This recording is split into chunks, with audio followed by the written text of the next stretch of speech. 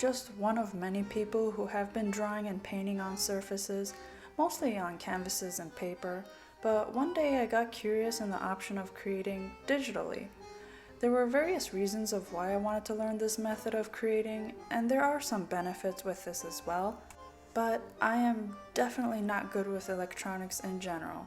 So I was not looking forward to figuring out how this will all work, and I was a bit intimidated with the new process and had a lot of questions. So I created this video to summarize and demonstrate everything I wanted to know when I was just getting started in this transition. I hope it helps you out in getting started as well. To get started with my computer, I used a free and open source program called GIMP. I am not an expert, and still to this day I know far less than what is GIMP's full potential and capabilities. It can do so much more than what I will be able to cover here, and I think it's worth checking out. GIMP is available for download at gimp.org and is compatible for Linux, Mac OS, and Windows systems. So finally one day I got all excited and downloaded GIMP to start drawing, right? But how do I even start? Where would I even draw a line? See, I was already frustrated before I could even begin, and yes, I know I'm impatient. So here is where it all begins. Always go up to File, and then we'll select New, and this will bring up a pop-up window that displays all the settings and controls for, let's call it a canvas. So up here, obviously we get to see we can select our image size, and over here you can select the unit of measurement you would like to use. So that's very nice. Down to advanced options, I avoided this because, well, I'm just a beginner. I don't need anything advanced. I don't know why this is called advanced, but we're gonna click on it anyways because there's a part I want to show in the fill with section. Now, but by default, GIMP always selects background color for you, but if you want to create an image with a transparent background, this is where you will select for that, down here with transparency. So if I go ahead and click OK, it will display a checkerboard kind of pattern here. So anything you draw in this surface area, all the checkerboard areas will not show up once you finalize your image or export it. But if you're in the case where you want a solid background, we can go back up here again, File and then New, and then again go down to Advanced Options, and again GIMP wants to select the background color by default for you. So go ahead and click OK, and now we have a white background. Where you can see up here, we have the foreground color happens to be black and the background color happens to be white. This is easily switched over, as you can see with the arrows here. And if you use GIMP more than once, this happens to save whatever color settings you have from your previous project. So don't be alarmed if these colors happen to be not, some default color. So there it is. You have a canvas, whether you want a transparent or a solid background color, and now this is the canvas we'll start drawing on. But wait! I don't want to draw from scratch, so I will draw and edit using this picture as an example here and explain all the basic tools and functions as I go along. Since they are the same exact skills I needed to learn as a beginner anyways. I created this picture some years ago and have a list of things I want to change about it. So here I have that image opened up on GIMP, and then as you can see, the first thing I want to point out here is when you open up an image, look down here where it says whatever percentage it says, that just shows you how much it's zoomed in or zoomed out. So if I want to see the true size of this image, up to 100%, it does look like it's beyond the boundaries here. Of course, I could expand my window, or I could just zoom back out to a smaller percentage. So we will be using this function several times all throughout the whole project while we work on it. The next thing I want to point out is, well, let's try to actually see what we're working with here. 50% looks pretty good for this one. So just getting started, some of these tools may sound already pretty familiar to you if you've used such as Microsoft Paint or something. As you see, we have a paintbrush tool right next to the pencil tool as well. So not much difference between the tools that I've noticed, other than the paintbrush tends to be a little bit smoother around the edges, while the pencil draws on a little bit more coarse, but not too noticeable to me. So if I just select the paintbrush tool here, we have the foreground color activated as black here. If we just scribble around, pretty self-explanatory. If I want to change the color of the paintbrush tool, I just click on the color block itself. Let's say I want a red color, click OK. Now we have a red. Pretty self-explanatory there. If you ever want to undo anything, I use a keyboard shortcut by pressing I think it's called the command button. It's the one right next to the control button. I'm sorry. I told you I'm not very good with computers, but I press command and the letter Z to undo them. And I keep pressing Z as many times as to reverse my steps from what I have done so far in the painting. So if I make a mistake, command Z and it's gone. I really like that. Obviously you can't do that if we're painting or drawing on a piece of paper just as easily there. Or if you want to go up to edit, you can also undo or redo the last step you've made on your project. Next one I wanted to also introduce is the bucket tool right here. And again, this is another tool that you may be familiar with before. You can just click and it fills in the background. Again, if I want to change maybe the color to maybe a more bluer looking sky, there we have it. Next tool I want to introduce you to is the best eraser ever. It doesn't smudge like the ones that we're used to when we're drawing on the paper, but it basically has the same behavior as a paintbrush, but obviously instead of painting a color on, it just erases.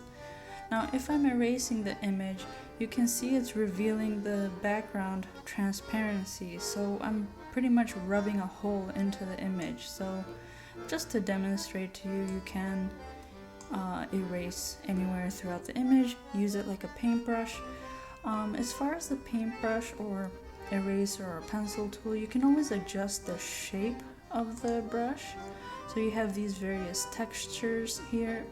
I can't pronounce textures here.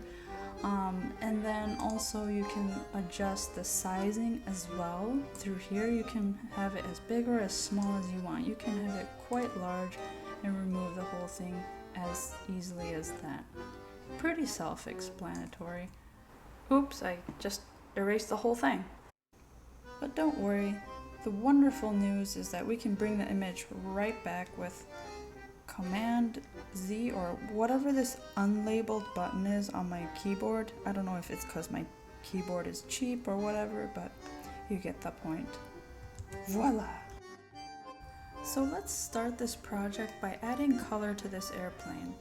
I want to color the areas using this deep red color. I want the tip of the tail here and the dark areas up here and the wingtips, and have it this red color. Now we can easily take our paintbrush here and brush over those areas to make them all red. However, you can quickly see that it's going to become a challenge even when I zoom in, and I know I could easily help myself get more accurate by also readjusting my brush size to a much smaller size, but it's very time consuming and challenging. Even if I had a drawing tablet to use this instead of a mouse, it's gonna take me a while, and also I'm really missing out on the nice straight lines, crisp results that I really expect out of digital drawing. So with the paintbrush, as you can see, it's possible if I spent a lot more time and patience with this process. It's definitely doable.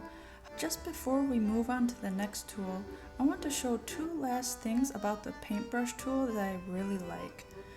We can make this paintbrush stroke in a perfectly straight line by pressing the Shift button and then clicking at the next point we want to create the line. So for example, I click right here, I press and hold Shift. You can see now it drags a line towards wherever I move my cursor basically. And if I want to draw a line right here and I click, I've just drawn a perfectly straight line from point A to point B. Now if I press Shift again, it connects from the last point I made my last stroke using my paintbrush. So I can pretty much make any kind of angular shape. So going back to when I was kind of, struggling with this area, or pretty much the whole area of when I was trying to fill in with the red color, I could make a I'm gonna undo that. If I want to reset my point, I just hold it here, press Shift, and I can make a straighter line there. The second thing I want to mention about the paintbrush is adjusting its opacity level. You can change these settings on the left side here on a scale labeled opacity, very simply. And this is how solid the color application will be on your paintbrush. You can see how at 100 opacity setting, the color application is solid and you can't see any details of the airplane below it. If I reduce the opacity in half, adjusting it to 50 here, the paintbrush applications will become more transparent and you can see more of the details below it. Also notice how the color is less intense and looks a bit of a pinker color. I would compare this to using watercolors. The more times you stroke the paintbrush, the more the color will build up to closer to the solid opacity level we achieved with a single stroke of 100 opacity. So with reduced opacity setting, I would like to keep the details like the screws and the air intake openings on the cowling, while still adding hints of some color. And remember, the functions on your paintbrush are also accomplished the same way when using the pencil or eraser tool as well. So now let's use the next tool we will be using to fill this airplane with color, and it will make it much easier as well. Now anything that gets things done quicker and makes life easier, I want to know all about it. So let's talk about the free select tool right up here. I would use this to select areas and then with one swoop of the paintbrush, be done. So once you have this tool selected, let's go ahead and start this tail end of the airplane to start coloring. I'm gonna zoom in a little bit so I can get a little bit more accurate on the areas that I will be selecting with this tool. And it's kind of like connecting the dots with this one. Once you click a spot, you will continuously get a line following your cursor until you finally enclose your shape by clicking on the final originating point. Once it's actually selected and enclosed, the selection or the lines will become activated with these, a lot of people used to call these the marching ants pattern.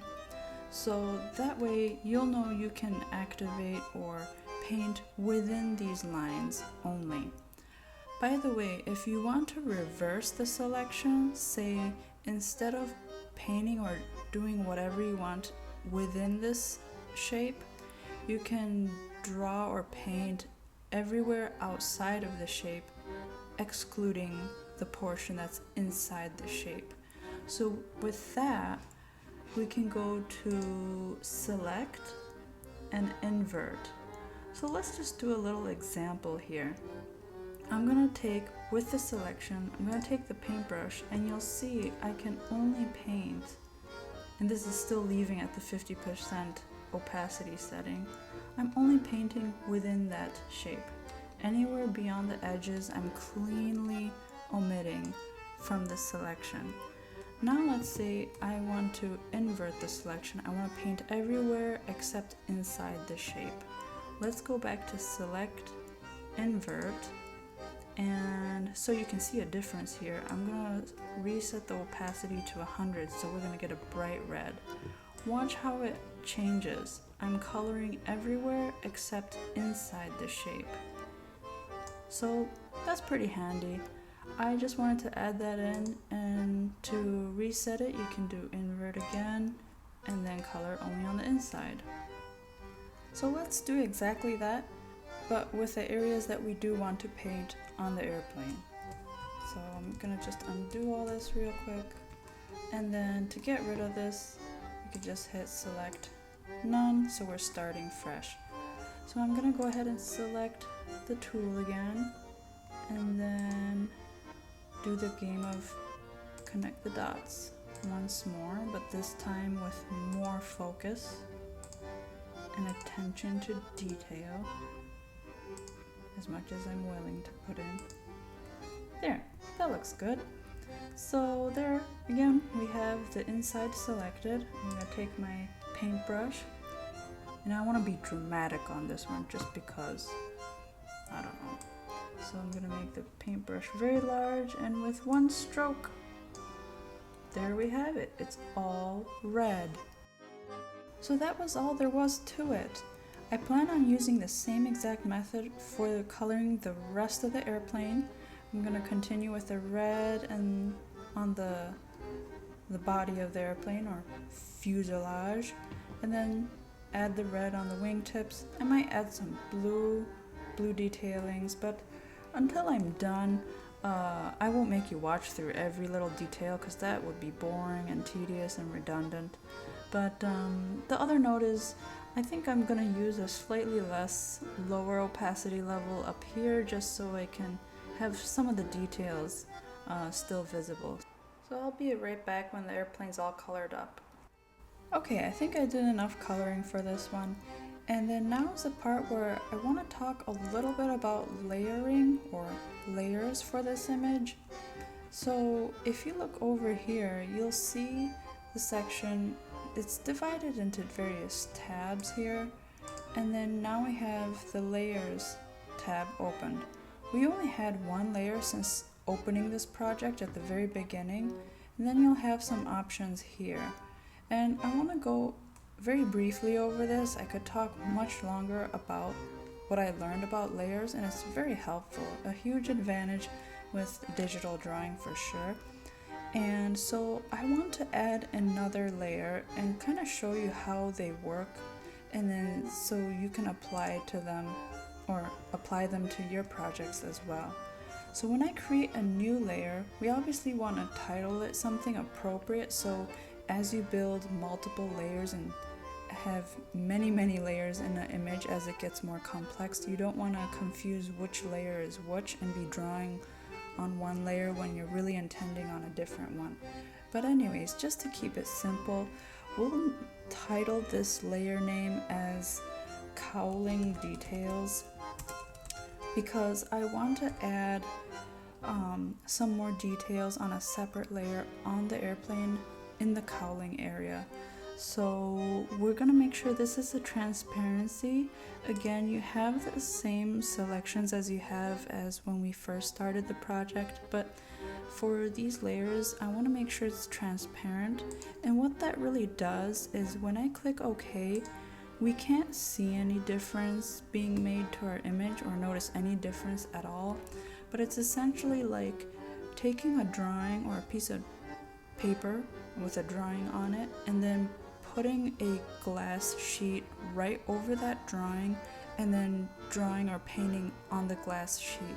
So it would look like you're drawing on the image itself, but you're not really altering the original image. I hope that makes more sense as we start using this layer. So here you can see the original image of the airplane, and then by clicking here, we're actually, whatever we draw or do on this layer is only going to affect that layer. So here's how it works for a quick demonstration. Let's see. Yeah, I have a paintbrush here, so if I just click, oh, sorry, I have the opacity still pretty low. I'll undo that. So I'm really just scribbling all over, and we could easily undo it with the Command Z function, but really we're just drawing on that glass sheet. If you see these eyeball icons right here, it means that they are visible. If I click on it, it means we're removing that layer, or it's kind of like taking that glass sheet away or off the top layer of your painting. Okay, so let's make that layer visible again by clicking where the eyeball would be. And there's our scribbly thing back. So I'm just gonna get rid of that because I don't need it, just for demonstration purposes. So I just got rid of that with a undo button or function. So I want to add in the details that I want for the cowling, and that's going to be right in this area. Since it's a little bit hazy, I want to really make these screws stand out. So I'm going to go back with a paintbrush, readjust the size, and outline these areas, and then I'll be right back and show you a little bit more about the layers. Okay, that's all I wanted to add for the cowling details area. You can see I didn't add much, but so I just went over the screws and the air intake. So, and oh, also a little haze for the propeller, or where it would be. So if I just make the layer invisible, you'll notice the additions go away. This was the original image just before I added all the details I wanted for this layer. Now comes the part where I want to show how this can be handy.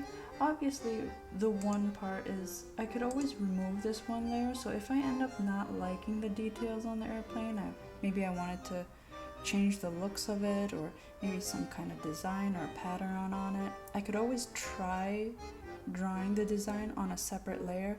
And if I change my mind, all I need to do is make it invisible, or even better, if I'm really committed that I don't want it, you could just delete it right over here. So here's one demonstration I want to show that's pretty helpful with the using of layers on these images, is that I selected this area, the red part of the cowling, with the free select tool right here, as you can see. And then I want to add a little highlight on the red paint so it looks like that area is a little bit more shiny. So I'm still on the cowling details layer that we added, and I want to move over to the original image. So the layer right beneath the layer, or this would be called the background, I guess. So right below that layer, I want to add a little shine here. So I'm going to click and find the red. I think this is the original red. I'm going to take a slightly brighter color, maybe a little bit more orangey, I'm not sure. Something that looks brighter. Let's try that and see how it looks. But I want to use that.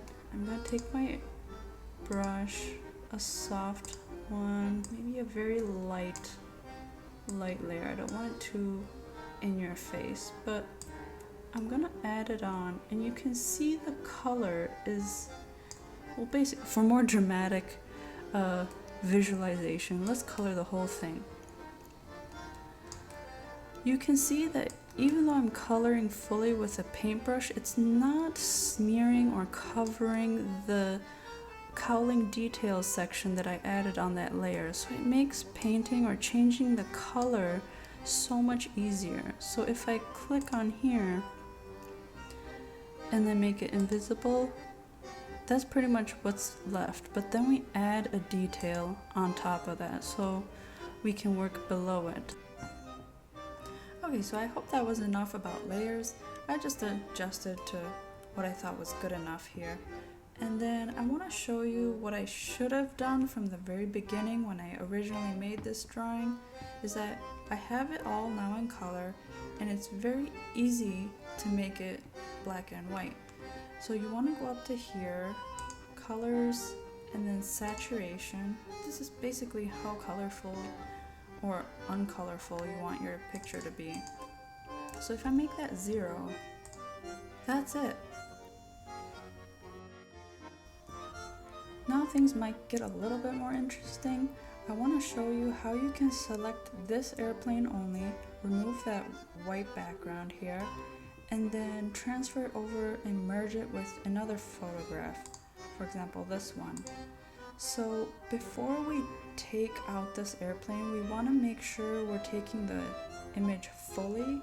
Since it's in different layers here, like we created a second layer with the cowling details, you want to make sure that's gonna be transferred all in one package. Otherwise, when I have it selected here, like I did with the free select tool, it will only pick up the items that's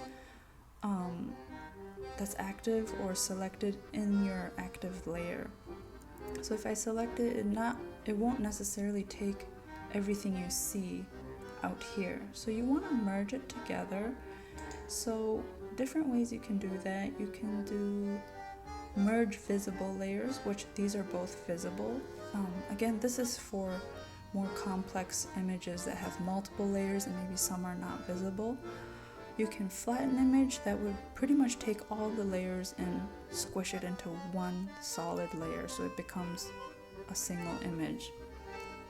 But either one works if you want, or you can also select it and then merge down here as well. But either way, in this case, since we only have 2 layers, it's very simple. Let's just go ahead and flatten the image. So now we're back to having only 1 layer. Now with this image selected, I'm gonna hit cut, and that will remove the whole entire airplane.